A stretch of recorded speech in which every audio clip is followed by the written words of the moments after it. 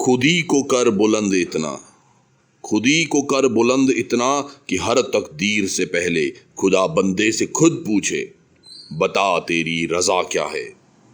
नमस्कार, लोकार्पण में आपका स्वागत है। और आज की जो कहानी हम बात करने जा रहे हैं वो यकीनन काबिले तारीफ है। पहले सुने दरअसल हो क्या रहा। हम बात कर रहे हैं ग्राम डबरा, सोराल, जिला अल्मोड़ा, उत्तराखंड से। एक तरफ आजादी के 74 साल पूरे हो चुके हैं और ये गांव इतना बेबस है कि यहाँ पर बुनियादी सुविधाओं के नाम पर आज तक सड़क नहीं गई है।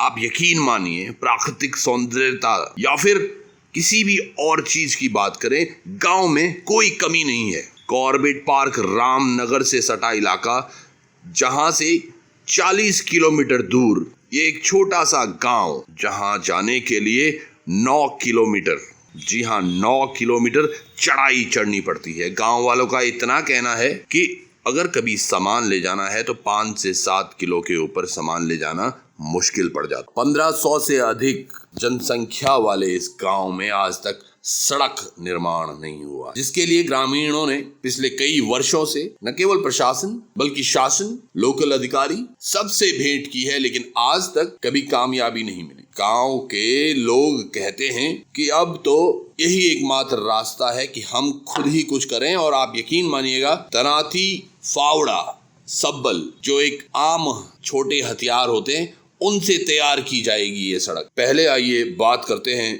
एक ग्रामीण से, वो क्या सोचते हैं। हेलो, नमस्कार जी, हीरा सिंह जी बात कर रहे हैं जी। भाई साहब, मैं त्रिभुवन चौहान बोल रहा हूँ लोकार्पण से। कैसे हैं आप? बस ठीक है सर, आप सुनाइए। बस ठीक है। ये एक्चुअली आपके गांव में एक प्रॉब्लम हमने देखी अभी पिछले काफी सालों से। आप लोग रोड के लिए काम कर रहे हैं, तो थोड़ा सा बता पाएंगे क्या बेसिक प्रॉब्लम्स क्या हैं गांव में? सर, बेसिक प्रॉब्लम ये है, हमारे यहाँ ना रोड है, ना पानी है, बिजली है, बिजली आती नहीं है, उसका खाली बिल आता है सर। अच्छा। और आने जाने की तो पूछो मत नहीं। रोड जो मतलब हमारे गांव में जो मतलब पहले काम आता था, वो काम आने भी बंद हो गया। आता है नहीं आता है वो मेरे को मालूम नहीं। फिर हम लोगों को आने के लिए जाने के लिए कितनी परेशानी होती है वो हमको ही मालूम है। हम लोग बहुत प्रॉब्लम है। हमने पटवारी तक गए, डीएम तक गए, एसडीएम तक गए, यहाँ तक कि हमारे एमएलए सर, जीना सर रहे, उनके पास भी गए, रोड बनाने की मांग उठाई। वो लोग हमको खाली आश्वासन देते हैं, टरका देते हैं। कभी बोलते हैं यार ये हो गया, कभी बोलते हैं वो रोड ब्लॉक हो गया, कभी बोलते हैं हम नहीं आ सकते, खाली सोए हुए। तो रोड का मैप पास हो रखा है?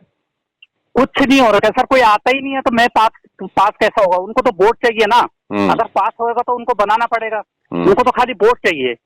5 साल के बाद फिर आएंगे गांव में नहीं आएंगे वो लोग। गांव में एक सूचना देंगे, उनके आदमी होते हैं खासकर, जिनको वो दारू पिलाते हैं, है ना, वो लोग आके हम लोगों को बुलाएंगे, नीचे बुलाएंगे गांव वालों को। नेता लोग ऊपर नहीं जाएंगे, उनको मालूम है ना, अगर हम लोग ऊपर जाएंगे तो हमारी सांसें फूलेंगी।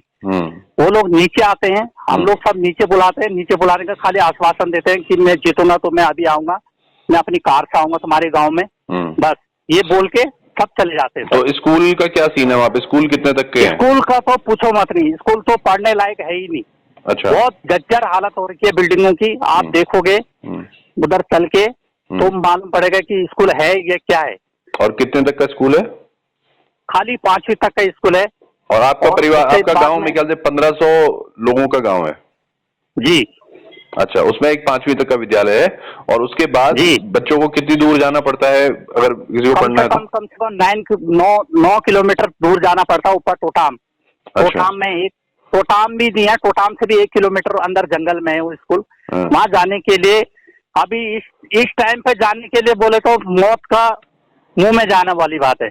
अभी लॉकडाउन है इसलिए जरा थोड़ा वो बच गया, नहीं तो शेर, बाघ, मतलब भालू ये चौमासे के टाइम में रहते उधर। जाने के लिए कितना मुश्किल है, कोई बस वाला बैठाता भी नहीं है ना, किसी के पास किराया नहीं होता है, तो वहाँ तो आधे रास्ते में उतार देता है। मेडिकल सुविधाएं भी बहुत अच्छी नहीं होंगी या किस तरह से है मेडिकल सुविधाएं? सर मेडिकल सुविधाएं क्या होता है, गांव वालों को मालूम ही नहीं है मेडिकल सुविधाएं क्या होती है। अच्छा। वहाँ एक डॉक्टर की दुकान तक नहीं है, एक डॉक्टर की दुकान। अच्छा। मेडिकल सुविधाएं तो सीधा अगर हम लोग को अगर कोई बीमार होता है, जैसे अभी मेरी माँ है, अभी 4 आदमी खाट में उठा के उसको एक दिन वहाँ लेके आएंगे, रोड पे लेके आएंगे, एक दिन वहाँ बंदोबस्त करके फिर सुबह गाड़ी का इंतजार करेंगे, फिर गाड़ी में अगर जगह है तो तभी जाके हम लोग रामनगर लेके जाएंगे।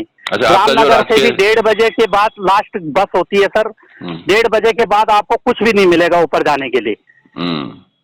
तो राजकीय चिकित्सालय सीधे सीधे आपका रामनगर है जी, और आपको 9 किलोमीटर पैदल नीचे आना होता है और उसके बाद नीचे आना होता है सर। वहां से फिर बस का इंतजार करना होता है। अगर बस में अगर जगह सीट मिली तो तभी मतलब लेके जाना होता, नहीं तो अभी 4 केसेस लास्ट ईयर में 4 केसेस एक्सीडेंट हुए थे, उनको थोड़ा घायल हुए थे, उनको चारों को ले जाने के लिए वहीं रोड पे दम तोड़ दिया।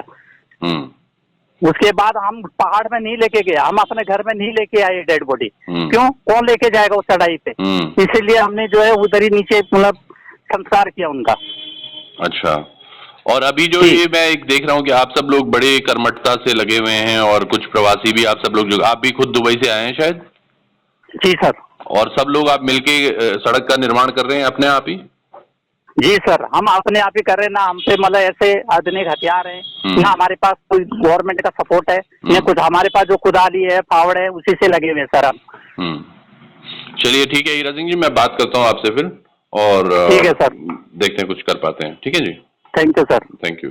इतनी सारी तकलीफों के बाद जितने भी प्रवासी, अभी हम जिनसे बात कर रहे थे, हीरा सिंह नेगी भी, ये भी प्रवासी हैं, दुबई में रहते थे।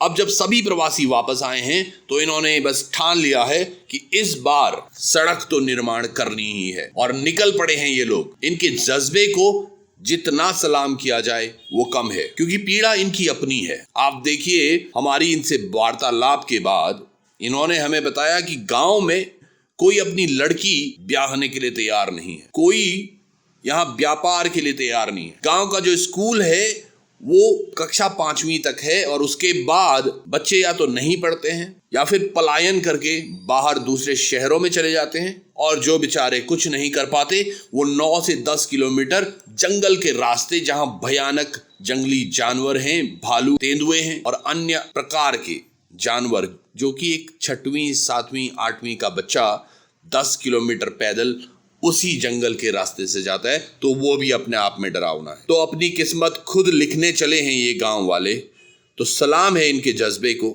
लेकिन साथ के साथ ये एक पैगाम भी है शासन प्रशासन को कि अभी भी उन्हें चिता देना चाहिए कि ग्रामीणों के लिए कुछ किया जाए और इनकी सड़क को, इनकी बुनियादी जो जरूरत है उसको पूरा किया जाए, और उसमें बिल्कुल भी देर न की जाए। अगर आप लोकार्पण के इस मत से सहमत हैं तो इस वीडियो को अधिक से अधिक शेयर कीजिएगा और जुड़े रहिएगा लोकार्पण से।